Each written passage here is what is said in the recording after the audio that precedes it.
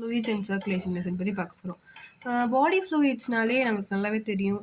Blood தான் வந்து நம்ம பாடியில் மோஸ்ட்லி இருக்கிற கண்டென்ட்டே பிளட்டு தான். ஸோ பிளட்டு மொத்தமே வந்து 3 டைப்ஸாக சொல்கிறோம். அதாவது என்னென்னா கண்டென்ட் இருக்குன்னா fluid matrix, plasma, formed elements மொத்தம் 3 டைப் ஆஃப் இது வந்து பிளட்டில் இருக்கும். ஃப்ளூயிட் மேட்ரிக்ஸ்னால் அது ஒரு வகையான நம்ம எல்லாரோட செல்ஸில் பாலிசாக்கரைட்ஸ் மாதிரி அது ஒரு மேட்ரிக்ஸ்.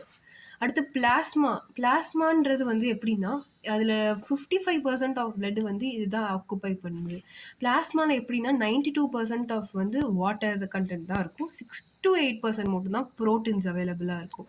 அடுத்து ஃபார்ம்ட் எலிமெண்ட்ஸ், இது பிளாஸ்மா லெவலில். அடுத்து ஃபார்ம்ட் எலிமெண்ட்ஸ் என்னென்னா ஆர்பிசி, டபிள்யூபிசி, பிளேட்லெட்ஸ்.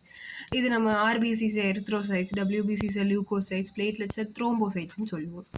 அடுத்து இப்போ நம்ம வந்து பிளட்டில் இருக்கிற ஒரு கண்டென்ட்டை மட்டும் பார்க்க போகிறோம். ஃப்ளூயிட் மேட்ரிக்ஸை பற்றி இந்த என்சிஆர்டி புக்கில் இல்லை, பிளாஸ்மா பற்றி தான் ஃபஸ்ட்டு ஸ்டார்டிங்கே இருக்குது. ஸோ ஓகே, பிளாஸ்மானாலே என்னென்னா டிஃபென்ஸ் மெக்கானிசம், அதுக்கடுத்து வந்து கிளாட்டிங் ஃபேக்டர், ஆஸ்மோட்டிக் பேலன்ஸ், இதெல்லாம் வந்து மேஜராக பண்ணுறது யாருன்னா பிளாஸ்மா தான் பண்ணும். இப்போ மேஜர் ப்ரோட்டீன்ஸ் மொத்தமே வந்து பிளாஸ்மாவில் எத்தனை % ப்ரோட்டீன் இருக்குன்னு சொன்னீங்கன்னா 6 to 8% வந்து தான் ப்ரோட்டீனே இருக்கும். அந்த 6 to 8% என்ன இருக்குன்னா ஆல்புமின், குளோபுலின் அண்ட் ஃபிப்ரினோஜென்ஸ் இருக்கும்.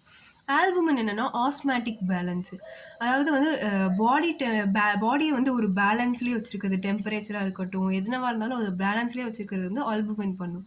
குளோபுலின் என்ன பண்ணுன்னா டிஃபென்ஸ் மெக்கானிசம், இந்த டபிள்யூபிசி பண்ணுற மாதிரி அப்புறம் பிளாஸ்மாவில் இருக்கிறதும் வந்து பண்ணுறதுல வந்து குளோபுலின் வந்து பங்கேற்றுக்கணும், டிஃபென்ஸ் மெக்கானிசம். இப்போ ஃபிப்ரினோஜன் என்னென்னா கிளாட்டிங் ஃபேக்டர், கிளாட்டிங் ஒரு கோகுலேஷன் ஆஃப் பிளட்டில் வந்து ஃபிப்ரினோஜன் வந்து ஹெல்ப் பண்ணும்.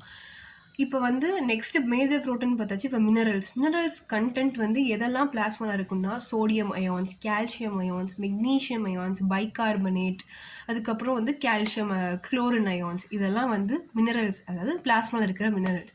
டிரான்சிஷன் பாடினா எப்பயுமே நம்மளோட பாடியில் இருக்கிற சில திங்ஸ், என்னது குளுக்கோஸ், லிப்பிட்ஸ், அமினோ ஆசிட்ஸ், இது எப்பயுமே நம்ம பாடியில் வந்து சர்க்குலேட் ஆகிட்டே இருக்கும். அது பிளாஸ்மாவில் வந்து சர்க்குலேட் ஆகிட்டே இருக்கும்னு தான் சொல்கிறாங்க. அதுக்கப்புறம் வந்து எப்பயுமே வந்து பிளாஸ்மாவில் எப்பயுமே வந்து ஆக்டிவ் மேனரில் தான் வந்து கிளாட்டிங் ஃபேக்டர்ஸ்லாம் இருக்குமான்னு கேட்டால் கிடையவே கிடையாது. எப்போ நம்மளுக்கு அடிப்படுதோ, எப்போ நம்மளுக்கு வந்து பிளட் வந்து நம்மளுக்கு வந்து வெளியில் வருதோ அப்போ தான் கிளாட்டிங் ஃபேக்டர் வந்து ஆக்டிவேட் ஆகி பிளட் ஃப்ளோ வந்து ப்ரிவெண்ட் பண்ணும் வெளியில் போகாமல் இருக்கிறதுக்கு. ஸோ அது எப்பயுமே இன்ஆக்டிவ் மேனரில் தான் ப்ரெசென்ட்டாக இருக்கும். எப்போ தேவையோ அப்போ ஆக்டிவாக இருக்கும்.